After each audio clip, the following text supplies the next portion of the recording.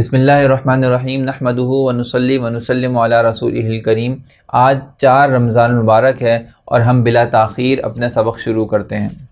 باب ما جاء فی لزوم الجماعہ۔ حدثنا احمد بن منیع قال حدثنا نضر بن سلیم اسماعیل ابو المغیرۃ عن محمد بن سوقۃ رضی اللہ تعالی عنہ عن عبد اللہ بن دینار عن ابن عمر رضی اللہ تعالی عنہما قال خطبنا عمر بالجابیہ فقال یا ایھا الناس انی قمت فیکم مقام رسول اللہ صلی اللہ علیہ وسلم فینا فقال اوصیکم باصحابی ثم الذین یلونہم ثم الذین یلونہم ثم یفشو الکذب حتی یحلف الرجل ولا یستحلف ویشہد الشاہد ولا یستشہد۔ عجیب و غریب حدیث ہے۔ نبی کریم صلی اللہ علیہ وسلم کے ایک صحابی ہیں حضرت عمر رضی اللہ تعالیٰ عنہ۔ حضرت عبداللہ ابن عمر بیان کرتے ہیں کہ حضرت عمر رضی اللہ تعالیٰ عنہ نے ہمیں مقام جابیہ کے اندر ایک خطبہ ارشاد فرمایا۔ مقام جابیہ مدینہ منورہ کے پاس ایک مقام ہے جس کے اندر حضرت عمر رضی اللہ تعالیٰ عنہ کھڑے تھے اور انہوں نے فرمایا کہ یا ایھا الناس، اے لوگوں، انی قمت فیکم کمقام رسول اللہ صلی اللہ علیہ وسلم فینا، میں آج تمہارے درمیان بالکل اسی جگہ پر اسی طرح کھڑا ہوں جس طرح ایک وقت تھا کہ اللہ کے رسول صلی اللہ علیہ وسلم ہمارے سامنے کھڑے تھے۔ فقال، اور اللہ کے رسول نے یہاں پر کھڑے ہو کر کیا ارشاد فرمایا میں تمہیں وہ بتانا چاہتا ہوں۔ کیا فرمایا؟ اوصیکم باصحابی، میں تمہیں نصیحت کرتا ہوں اپنے ساتھیوں کے بارے میں، یعنی صحابہ کرام رضی اللہ تعالی عنہم کے بارے میں تم لوگوں کو نصیحت کرتا ہوں کہ تم ان کے حقوق کی مکمل رعایت رکھنا۔ اللہ اللہ فی اصحابی لا تتخذوہم غرضا من بعدی، اللہ کے رسول صلی اللہ علیہ وسلم نے فرمایا کہ میرے صحابہ کے بارے میں اللہ سے ڈرنا اور ہمیشہ ان کے عزت کی، ان کی حرمت کی رعایت رکھنا، ان کو میرے بعد ٹارگٹ نہ کرنا، نشانہ نہ بنانا۔ اور ایک روایت میں ارشاد فرمایا اصحابی کالنجوم فبأیہم اقتدیتم اہتدیتم، کہ میرے صحابہ تو ستاروں کی مانند ہے اور جس کی بھی تم اقتدا کرو گے انشاءاللہ ہدایت پا جاؤ گے۔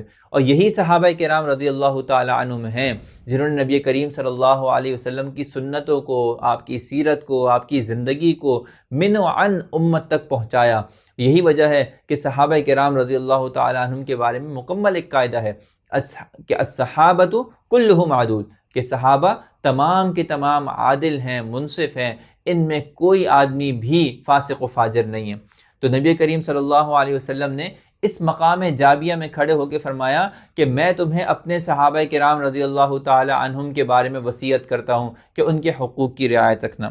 پھر فرمایا ثم الذین یلونہم ثم الذین یلونہم، اور پھر اس کے بعد درجہ بدرجہ جو ان سے ملنے والے لوگ ہیں یعنی تابعین، اور پھر اس کے بعد جو ان سے ملنے والے لوگ ہیں یعنی تبع تابعین، میں تمہیں ان کے بارے میں نصیحت کرتا ہوں کہ یہ خیر امتی ہیں، یہ بہترین لوگ ہیں۔ پھر کیا ہوگا؟ فرمایا ثم یفشو الکذب، پھر اس کے بعد جھوٹ پھیل جائے گا، یعنی پھر وہ تقوی کا عالم نہیں ہوگا، پھر امانت داری کا وہ دن نہیں دیکھو گے تم، اور پھر دنیا کے اندر ویسا ماحول، ویسی امانت، ویسی دیانت، ویسی سچائی، ویسی پابندی صلاح، ویسے حج، ویسے جہاد، ویسے زکوٰۃ، ویسے روزے، ویسے اعمال تم نہیں دیکھو گے جو اللہ کے رسول کے زمانے میں اور صحابہ کے زمانے میں تم دیکھتے تھے۔ یہ فتنے کے پھیلنے کی گویا کہ پہلا اشارہ ہے کہ خیر امت جب گزر جائے گا، قرون اولیٰ گزر جائے گا تو فتنہ پھیلنا شروع ہو جائے گا۔ اور فرمایا کہ فتنے کے پھیلنے کی ابتدا کس سے ہوگی؟ ثم یفشو الکذب، سب سے پہلے جھوٹ پھیلے گا۔ یعنی جھوٹ کیا پھیلا تھا؟ نبی کریم صلی اللہ علیہ وسلم کی احادیث میں جھوٹ، آپ کے واقعات بیان کرنے میں جھوٹ، فضائل کے بیان کرنے میں جھوٹ۔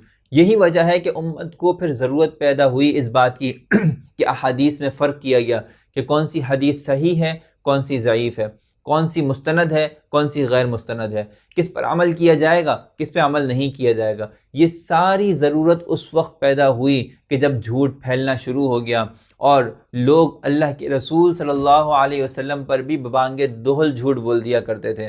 ہزاروں واقعات روایات کے اندر، تاریخ کے اندر موجود ہیں کہ لوگوں نے کس طرح اپنے کھانے پینے کا ذریعہ جھوٹی احادیث کو بنا لیا تھا۔ تو اللہ تعالی ہماری حفاظت فرمائے۔ نبی کریم صلی اللہ علیہ وسلم نے گویا کہ پہلا فتنہ یہ ارشاد فرمایا کہ جھوٹ پھیلنا شروع ہو جائے گا۔ پھر فرمایا حتی یحلف الرجل ولا یستحلف، آج کا دور یہ ہے کہ ہم کسی سے قسم کھانے کو کہتے ہیں تو وہ قسم نہیں کھاتا۔ قسم کھانا گویا کہ اپنی بات پر اللہ کو گواہ بنانا ہے۔ ایک انسان کہتا ہے کہ میں نے تمہیں پیسے ادا کر دیے، میں خدا کی قسم کھا کے یہ بات کہتا ہوں، تو گویا کہ وہ یہ کہتا ہے کہ میں اس معاملے کے اوپر اللہ کو گواہ بنا کے یہ بات کہتا ہوں۔ تو لوگ اللہ تعالیٰ کے نام کی قسم کھانے سے ڈرتے تھے کہ ہم کسی چھوٹے سے معاملے کے لیے اللہ کو گواہ کیسے بنا سکتے ہیں۔ اللہ کی ذات تو بڑی عظیم الشان ہے، اللہ تعالیٰ کی ذات تو جلیل القدر ہے، ہم اپنے چھوٹے سے معاملے کے لیے، چھوٹی چھوٹی چیزوں کے لیے کیسے اس کی ذات کو استعمال کریں؟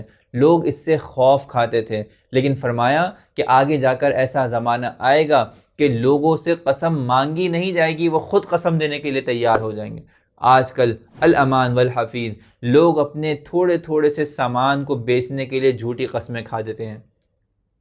باجی میں آپ کو خدا کی قسم کھا کے کہتا ہوں، مارکیٹ میں سب سے کم ریٹ کی دکان ہے ہماری۔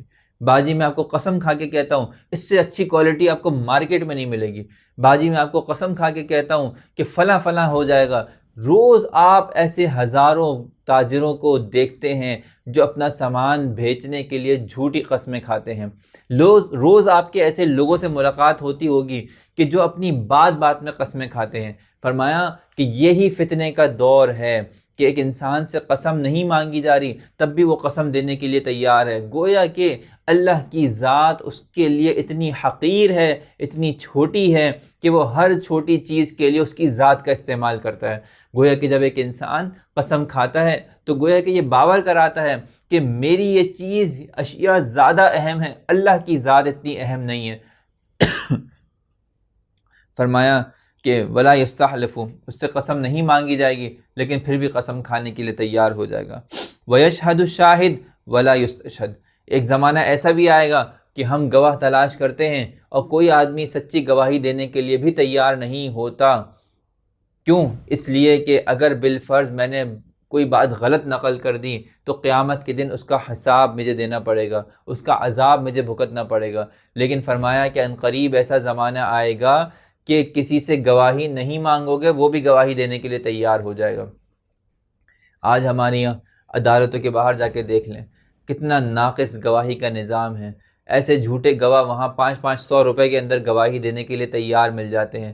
کتنے ایسے لوگ ہیں کہ جو جانتے ہیں کہ میں جھوٹ بول رہا ہوں اور اس کے لیے ان کو گواہی چاہیے، وہ کسی کو بھی 500 1000 روپے کا، چند پیسوں کا لالچ دیتے ہیں اور وہ اس کے لیے گواہی دینے کے لیے تیار ہو جاتا ہے اور اس کی گواہیوں کے اوپر فیصلہ ہو جاتا ہے۔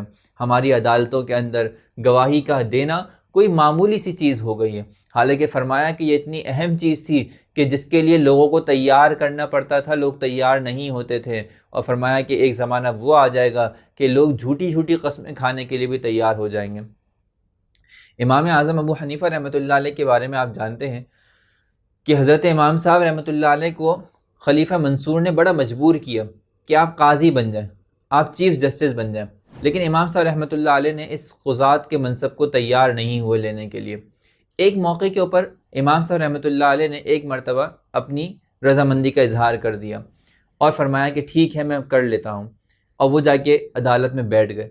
اور بیٹھنے کے بعد ان کے سامنے پہلا ہی مسئلہ آیا کہ ایک انسان نے دوسرے انسان کے کوئی 200 درہم یا ریال اس سے جو ہے وہ لے لیے تھے، اور پھر اس کے بعد اس کو وقت مقررہ پر واپس نہیں کیے، لیکن جھوٹ بول رہا تھا کہ میں نے واپس کر دیے۔ امام اعظم اس واقعے کے عینی شاہد تھے اور خود بھی جانتے تھے کہ اس آدمی نے اس آدمی کو، دوسرے آدمی کو 200 ریال واپس نہیں کیے۔ امام صاحب رحمۃ اللہ علیہ نے ابھی گواہی کا مطالبہ کیا کہ جو مدعی ہے وہ گواہی پیش کرے اپنے پاس، اس کے پاس اس واقعے کے اوپر کوئی 2 گواہ موجود نہیں تھے۔ امام صاحب رحمۃ اللہ علیہ نے مدعا علیہ سے کہا کہ تم قسم کھاؤ اس بات کے اوپر کہ تم نے ادا کر دیے ہیں، اور اس نے دھڑلے سے قسمیں کھانا شروع کر دیں۔ کہتے ہیں کہ اس واقعے کے بعد امام صاحب رحمۃ اللہ علیہ نے اس منصب کو چھوڑ دیا، یہ کہتے ہوئے کہ یہاں تو دن رات اللہ کے نام کی بے حرمتی ہوتی ہے۔ تو واقعی ہمارے یہاں آج کل چند پیسوں کے لیے اللہ کے نام کو بیچ دینا کوئی بڑی بات نہیں ہے۔ انسان جو ہے چند چھوٹی چھوٹی چیزوں کی لالچ کے لیے بڑے بڑے جو ہے وہ اللہ تعالیٰ کے عظیم الشان ناموں کو استعمال کر کے وعدے کر لیتا ہے، قسمیں کھا لیتا ہے، لیکن اس کو پورا کرنے کا کوئی ارادہ نہیں ہوتا۔ اللہ تعالیٰ ہماری حفاظت فرمائے۔